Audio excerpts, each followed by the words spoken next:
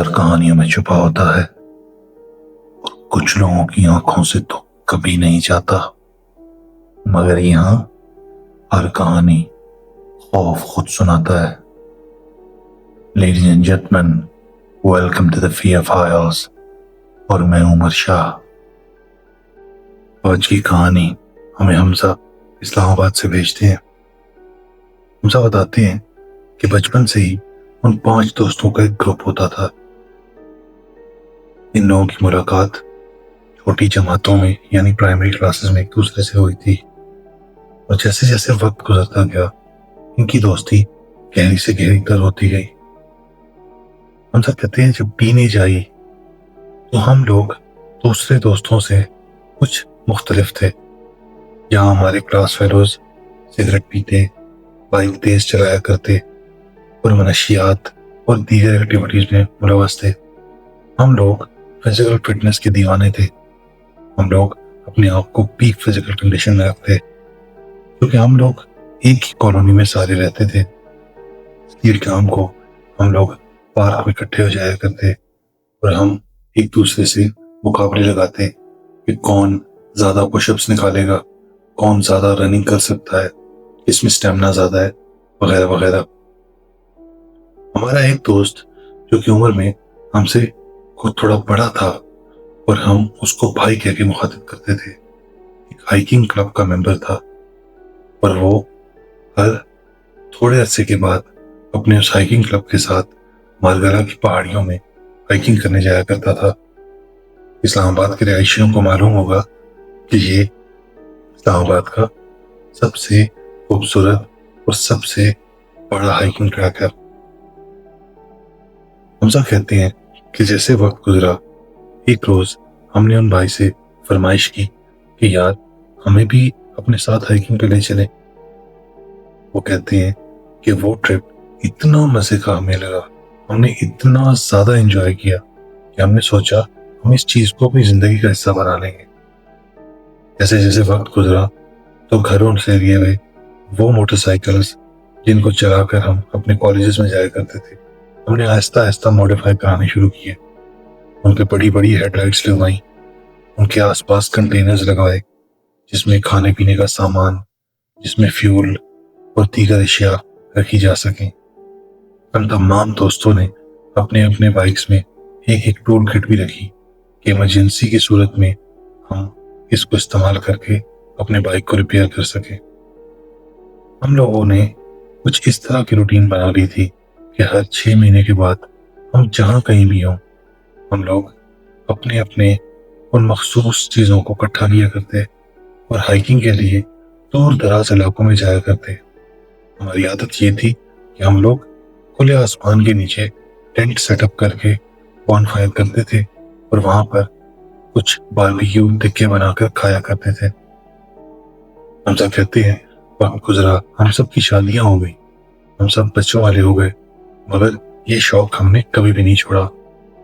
یہ واقعہ آج سے 6 مہینے پہلے کا ہے۔ حمزہ کہتے ہیں اسی طرح ہم نے ڈیسائیڈ کیا کہ ہم چونکہ گلگت بلتستان کی تمام تر پہاڑیوں کو سر کر چکے ہیں چند عظیم الشان چٹانوں کو چھوڑ کے، تو کیوں نہ اس بار ہم کشمیر چلیں۔ تمام دوستوں کو یہ آئیڈیا بہت پسند آیا، سب نے اپنے اپنے گھر میں بتایا اور ڈیسائیڈڈ ڈیٹ پہ ہم لوگ اکٹھے ہو گئے۔ ہم لوگوں نے اپنی موٹر سائیکلز مری موٹر وے پہ ڈال دیں۔ 2 گھنٹے 3 کے سفر کے بعد ہم لوگ کوالہ کے اس مشہور پل پہ پہنچے جس کے اس پار آزاد کشمیر ہے اور اس پار صوبہ سرحد یعنی کہ خیبر پختونخوا۔ ہم نے جیسے ہی وہ پل کراس کیا تو ہمیں ایسے لگا جس طرح کشمیر کی ٹھنڈی ٹھنڈی ہوائیں ہمارا ویلکم کر رہی ہیں۔ ہماری لیفٹ سائڈ پہ بہتی وہ ٹھاٹھے مارتی ہوئی نیلم ندی ہمارے ساتھ ساتھ چلتی رہی، اور وہ عظیم الشان بڑے بڑے درخت، ان کی خوشبو بھی ہمیں یہ کہہ رہی ہو کہ ویلکم ٹو کشمیر۔ ہم لوگ بہت زیادہ خوش تھے۔ ہم لوگوں نے پہلا سٹاپ مظفر آباد جو کہ کشمیر کا کیپٹل کہلایا جاتا ہے وہاں پر کیا۔ وہاں ایک چھوٹے سے روڈ سائڈ ہوٹل کے پاس ہم نے چائے پینے کے بعد یہ ڈیسائیڈ کیا کہ ہم لوگ سیتا پڑا گیل کی اس چٹان پہ جا کے ہائیکنگ کریں گے جہاں پر لوگ بذریعہ لفٹ جایا کرتے ہیں۔ ہمارے بھائی جو کہ عمر میں ہم سے تھوڑے بڑے تھے اور ہمارے دوستوں کے گروپ کے ایک لیڈر سے کہلاتے تھے، کہنے لگے کہ چلو دیکھتے ہیں، کھیل تو چلیں۔ ہم لوگ مظفر آباد سے مزید 2.5-3 گھنٹے کا سفر کرنے کے بعد کھیل پہنچے۔ یہ بہت ہی ٹھنڈا علاقہ ہے۔ اس علاقے میں اتنی ٹھنڈ تھی کہ یہاں پر پنکھے، سیلنگ فینز تھے ہی نہیں۔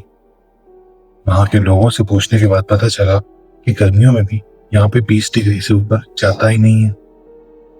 وہاں کے ایک مقامی لوگوں کو جب یہ پتہ چلا کہ ہم لوگ اڑنگ کھیل جا رہے ہیں، کیونکہ ہم لوگ ان سے یہ معلوم کرنا چاہتے تھے کہ وہاں کا موسم کیسا ہوتا ہے، وہاں پر کس قسم کی کوئی جنگلی حیات تو نہیں ہے، ہمیں کسی قسم کی خطرے کی وہاں پر ڈر تو نہیں ہوگا، تو لوگ جس طرح بالکل منہ بنا کے دوسری اور چلنا شروع ہو جاتے ہیں۔ ہمیں بہت برا لگا۔ ہم اپنے اس دوست سے کہنے لگے جس کو ہم بھائی کہہ کے مخاطب کرتے تھے کہ بھائی یہاں کے لوگ تو بہت بدتمیز ہیں۔ وہ کہنے لگے ایسے نہیں کہتے، کیا پتا ان کو کچھ ایسی بات بتاؤ جو کہ یہ ہمیں بتانا نہ چاہتے ہوں اور ہمیں ٹورسٹ سمجھ کے یہ بہتر سمجھتے ہوں کہ ہم ان سے بات ہی نہ کریں۔ بھائی جان نے کہا کہ چلو بائکس میرے ایک دوست کی گھر کھڑی کرتے ہیں، وہاں پر ہم رات گزاریں گے اور صبح ارلی مارننگ ہم لوگ ہائیکنگ پہ نکل جائیں گے۔ بھائی جان نے اپنے دوست کو کال کی، ہم ان کے گھر گئے، ہم نے کھانا شانا کھایا۔ وہ بہت اچھا آدمی تھا۔ وہ قریبی ایک گورنمنٹ سیٹ اپ کے گھر میں رہتا تھا اور اس نے بتایا کہ میں اس علاقے کا فارسٹ آفیسر ہوں۔ ہم نے بھائی جان کو کہا کہ بھائی جان ان سے پوچھیں آپ کہ ہمیں لوگ ایسا کیوں برتاؤ کر رہے ہیں۔ انہوں نے یہ کہا کہ یہاں پر ایک کہانی مشہور ہے تو بچگانہ سی کہانی، کہ ایک عجیب و غریب مخلوق اس جنگل میں پھرتی ہے اور اس جنگل میں ہر سال وہ 10 بندوں کی جان لے کر جاتی ہے۔ اور یہ بات انہوں نے ہنس کے اس لیے ڈال دی کیونکہ وہ کہتے ہیں کہ اس جنگل کا ایک ایک کونا مجھے پتا ہے۔ کہانیاں تو میں نے بھی بہت سنی ہے مگر میں نے کبھی کوئی ڈیڈ باڈی نہیں دیکھی، اس لیے تم لوگ شاید بالکل آرام کرو اور صبح ارلی مارننگ ناشتہ کیے بغیر نہ جانا۔ ہمیں گڈ نائٹ کہہ کے وہ اپنے کمرے میں چلے گئے۔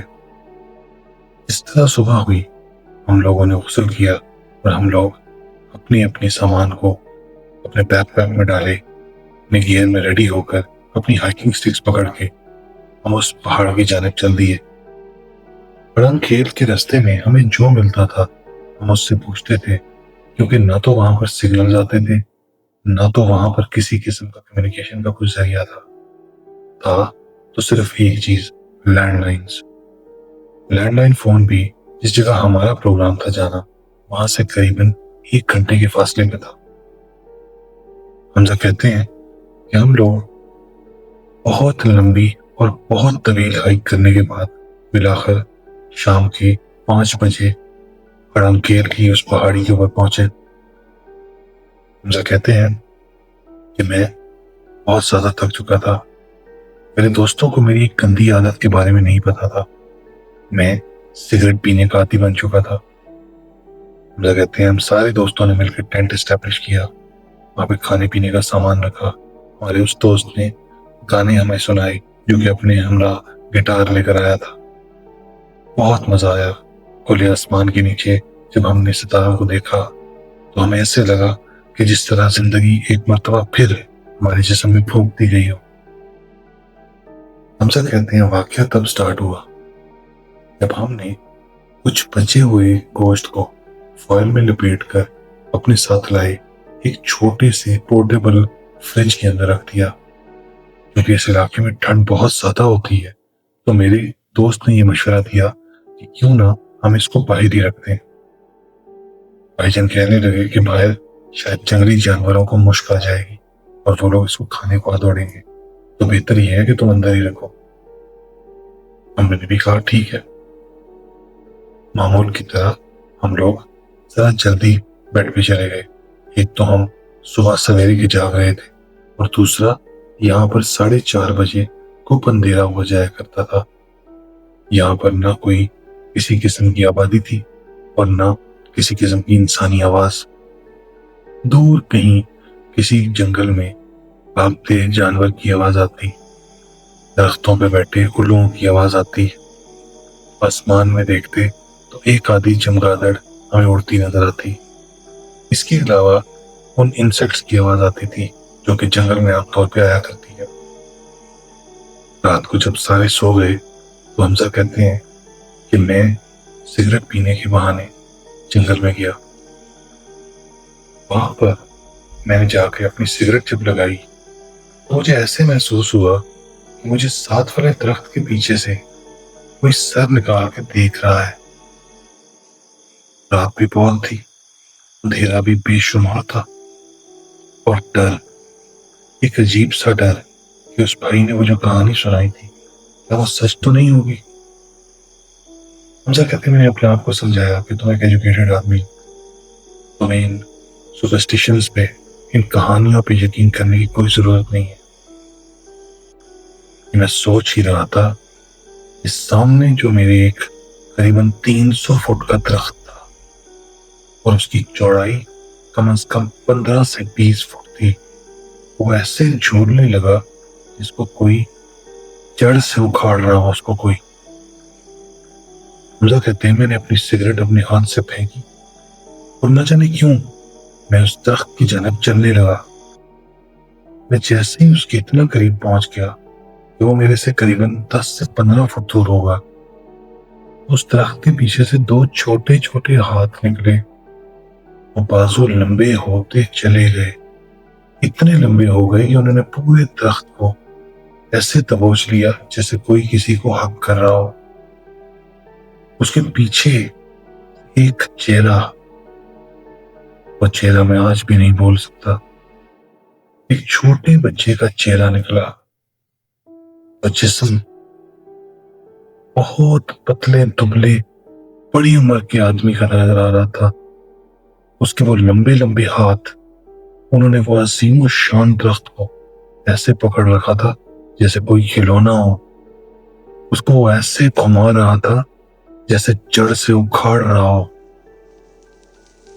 اور اس کے منہ سے وہ بدبو، گندی بدبو آنے لگی جو میں نے زندگی میں کبھی نہیں سونگھی تھی۔ اتنی زیادہ روشنی نکل رہی تھی اس کے منہ سے جیسے ہزاروں بلب ایک مرتبہ چل رہے ہو، اور ایک اپنی عجیب و غریب آواز میں میرے سے گفتگو کرنا چاہتا ہو، مجھے کہتا ہے آگ۔ یہ آواز میرے جسم کے اندر تک گھس گئی۔ میں توڑ کے اپنے ٹینٹ کے قریب آیا اور اندر سے زپ بند کر لی۔ حمزہ کہتے ہیں چھوٹے بچے اور صبح جس وقت اپنے کیمپ کی زپ میں نے کھولی اور جب میں باہر نکلا تو نہ تو وہ گوشت تھا جو کہ ہم نے فائر میں لپیٹ کے رکھا، اور ساتھ لگی وہ بون فائر، اس سے زمین پہ کسی عجیب و غریب زبان میں کچھ لکھا ہوا تھا۔ ہمارے ٹینٹس کے باہر پنجوں کے نشان تھے، لیکن ہمیں محسوس کیوں نہیں ہوئے، اور وہ درخت، وہ بڑا عظیم و شان درخت، وہ ہمارے ٹینٹ کے قریباً 10 فٹ دور اکھڑ کے پڑا ہوا تھا۔ ہمارے بھائی جان کہنے لگے یہ کیسے ہو سکتا ہے؟ اگر درخت اکھڑ کے گرتا بھی تو ہمیں آواز تو آتی، ہمیں پتہ تو چلتا، اور یہ کوئی چھوٹی سی ٹنڈی تو ہے نہیں کہ یہاں پہ تھی اور اڑ کے ہوا سے آ گئی۔ بھائی جان کہتے ہیں ابھی اور اسی وقت یہاں سے نکلو۔ تبھی وہ بدبو، گندی بدبو مجھے پھر آنے لگی۔ میں نے مڑ کے اس جنگل کی جانب دیکھا، وہ چھوٹا سا بچے کا چہرہ جس طرح دور کھڑا مجھے ہاتھ ہلا رہا ہو۔ میں نے کچھ بھی کسی کو بھی نہ بتایا۔ جب ہم واپس کیل پہنچے تو ہم بھائی جان کے اس گھر میں رکنے کی میں نے ضد کی کہ میں آپ کے دوست کے گھر رکنا چاہتا ہوں۔ رات گزری تو مجھے بخار چڑھ گیا۔ مجھے مرہم پٹی کرنے کے بعد ڈاکٹر صاحب نے کہا کہ ان کو بیڈ ریسٹ کی ضرورت ہے۔ چنانچہ ہم اگلے 2 دن ان بھائی کے گھر پہ رہے۔ جب میں تھوڑا بہتر ہوا تو میں نے ان بھائی سے پوچھا کہ یہ واقعہ میرے ساتھ پیش آیا تھا، اور میں نے اپنے دوستوں کو صرف اس لیے نہیں بتایا کہ یہ بھی میری طرح اس کو پاگل پن سمجھیں گے یا بہت شدید ڈر جائیں گے۔ تو وہ بھائی کہنے لگے کہ میں نے آپ کو مزاحیہ انداز میں وارن تو کیا تھا، میں نے آپ کو اس لیے نہیں یہ بات بتائی تھی کیونکہ اتنی دور سے آپ آئے ہیں اور آپ کا ذہن بن چکا تھا۔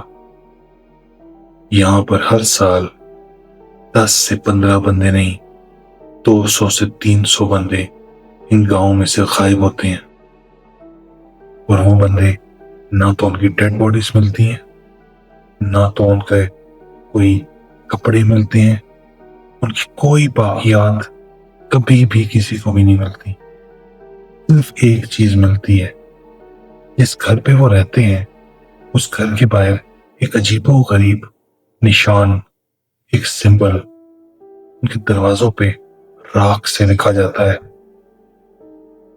میری ایک دوست نے اپنا ٹینٹ کھول کے ان کو دکھایا اور کہا بھائی کیا وہ یہ سمبل تو نہیں ہے؟ انہوں نے کہا بالکل یہی سمبل ہے، خدا کا شکر کرو تم لوگ واپس آ گئے ہو۔ واپسی کے راستے میں مجھے پتہ نہیں کیوں مجھے یہ چیز کھٹک رہی تھی۔ حمزہ کہتے ہیں کہ میں نے لوگوں کو یہ جب سمبل دکھایا تو تمام لوگ اپنے منہ بند کیے غصے سے ہماری جانب دیکھتے اور جیسے دوسری جانب چل پڑتے۔ ایک بزرگ نے ہمیں یہ بتایا کہ یہ سمبل یہاں سے تھوڑا ہی دور واقع شاردا شہر میں ایک ٹیمپل ہے، ایک ہندو ٹیمپل۔ یہ سمبل وہاں کا ہے، اور یہ آج سے کئی ہزار سال پہلے راجپوتوں کی سلطنت میں جب کسی چھوٹے بچے کے ساتھ زیادتی ہوتی تھی اس کے گھر کے باہر زیادتی کرنے والے بنایا کرتے تھے۔ ہم سب کہتے ہیں میرا ذہن جیسے اندر سے پھٹ رہا ہو، لیکن پھر بھی میں نے ان سے پوچھا کیوں؟ وہ کہتے ہیں وہ اس لیے کیونکہ اس دور میں اس آدمی کو حقارت کی نظر سے نہیں، اس کو اچھی نظر سے دیکھا جاتا تھا۔ اس میں مذہب کا کوئی تعلق نہیں ہے۔ اس وقت کے بادشاہ اشوکا نے ایسے لوگوں کو سولی پہ چڑھانے کا حکم دے دیا، اور وہ تمام لوگوں کو جنہوں نے یہ جرم کیے تھے تمام کو پھانسی دے دی۔ اسی لیے شاردا کا دوسرا نام اشوک وادی بھی کہلاتا ہے۔ یہ وہ بچے ہیں جن کے ساتھ زیادتیاں ہوئی ہیں، جن کی روحیں آج بھی اس جنگل میں بھٹک رہی ہیں۔ اس لیے بیٹا آئندہ جب بھی آنا ذرا پڑھ لکھ کے، وہ کیا کہتے ہیں اس کو، انٹرنیٹ پہ پڑھ لکھ کے آنا۔ جب کہتے ہیں میں چونک گیا، میں نے حاجی صاحب کو 1000 روپیہ بھی نکال کے دیا، انہوں نے ہمیں خوب دعائیں دی، اور میں نے ان کو کہا کہ خدا آپ کو ہمیشہ خوش رکھے۔ یہ سٹوری، وہ مخلوق، یہ تمام تر واقعہ حمزہ کہتے ہیں میری آنکھوں کے سامنے سے ایسے گزرتا ہے جس طرح موت کو چھو کے زندہ واپس آ گئے ہوں۔ دوستو آج کی کہانی اگر آپ کو پسند آئی ہو تو لائک، سبسکرائب اور زیادہ سے زیادہ شیئر کیجیے گا، بیل آئیکن ضرور دبا دیجیے گا تاکہ ہر کہانی سب سے پہلے آپ کے ڈر کو دستک دے۔ ہمیشہ کی طرح اپنا بہت خیال رکھیں۔ خدا حافظ۔